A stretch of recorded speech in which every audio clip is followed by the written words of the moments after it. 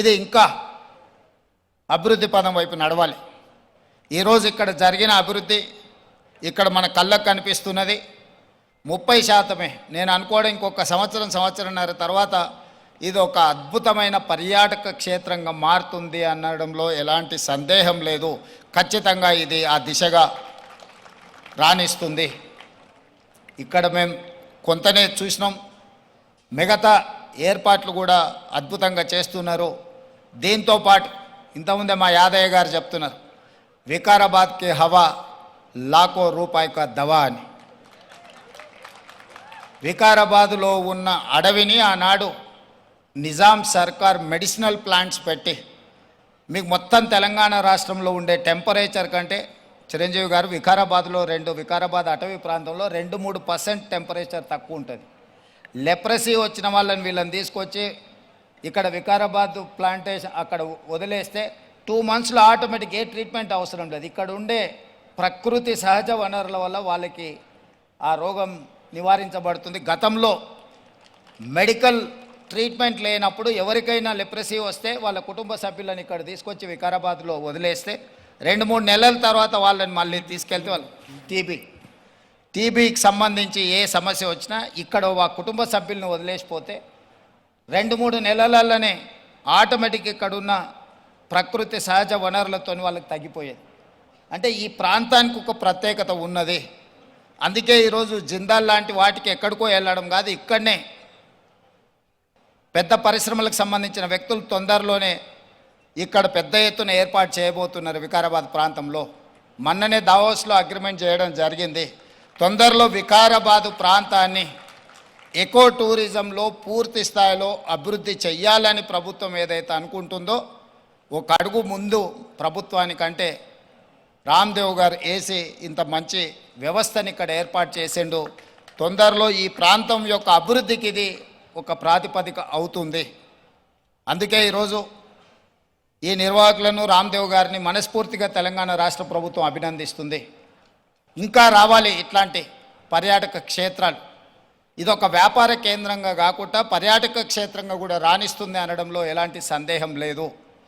ఈరోజు నాతో పాటు చిరంజీవి గారు, సీఎం రమేష్ గారు, మా మంత్రులు, శాసనమండలి సభ్యులు, శాసనసభ్యులు అందరు రావడం, ఇట్లా కార్యక్రమం రోజువారీగా ఎన్నో రాజకీయ కార్యక్రమాలలో పాల్గొంటుంటాం.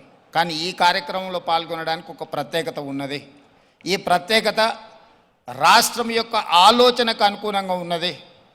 ఈరోజు రాష్ట్ర ప్రభుత్వం ఏదైతే ఎకో టూరిజం పాలసీలో ఇలాంటి పార్కులు మేము డెవలప్ చేయాలనుకుంటున్నామో రాబోయే రోజుల్లో ఖాళీ వరి పండించడమే కాదు, ఇతర కమర్షియల్ క్రాప్స్ వైపు ఈరోజు వనాలు, ప్రకృతి వనాలను పెంచడానికి కూడా రైతులను ప్రోత్సహించడానికి ప్రభుత్వం వైపు నుంచి ప్రణాళికలు ఉన్నాయి. వాళ్ళందరికీ కూడా ఇలాంటి వ్యాపార కేంద్రాలు ఉంటే రైతులు పెంచే మొక్కల్ని కొనుగోలు చేయడానికి అవకాశం ఉంటుంది. 1,000,000 మొక్కల్ని తెలంగాణ రాష్ట్ర ప్రభుత్వం పెట్టాలంటే ఎక్కడో ఒకడ గ్రామాల దగ్గర ఆ మొక్కల్లో పెంపడానికి క్షేత్రాలు ఇస్తున్నాం. కానీ 6 నెలలు సంవత్సరమే పెంచితే అవి మేము నాటినప్పుడు 20-30% కంటే ఎక్కువ బ్రతకడం లేదు. అందుకే రాబోయే రోజుల్లో మా మంత్రి గారికి సూచన చేస్తున్నా, అదేవిధంగా ఫారెస్ట్ మినిస్టర్ గారికి కూడా నేను ఆదేశాలు ఇస్తా. 2-3 సంవత్సరాలు పెంచిన మొక్కల్ని తీసుకెళ్ళి నాటితే మొక్కలు బతకడానికి ఎక్కువ అవకాశం ఉంటుంది. కానీ మరి రైతు 2-3 సంవత్సరాల ఆదాయం లేకుండా ఉండాలి అని అంటే రైతు బ్రతకం కూడా కష్టమవుతుంది. అందుకే దానికి తగ్గట్టుగా ధర చెల్లించి రాష్ట్ర ప్రభుత్వమే కొనుగోలు చేసి రాష్ట్ర ప్రభుత్వం నాటే హరితహారం మొక్కల్ని 3 సంవత్సరాలు 4 సంవత్సరాలు పెంచిన పెద్ద మొక్కల్ని నాటితే అది ఒక్క సీజన్లో మనం కాపాడుకోగలిగితే చాలు, అది తప్పకుండా చెట్టుగా వృక్షంగా మారే అవకాశం ఉంటుంది. అందుకే రాబోయే రోజుల్లో ప్రభుత్వం యొక్క విధి విధానాలను చర్చించుకొని వాటిని సవరించుకొని తెలంగాణ రాష్ట్రాన్ని ఒక ప్రకృతి వనంగా మార్చాలని. అక్కడ రామయ్య గారు ఉన్నారు, ఒక సామాన్యమైన రైతు.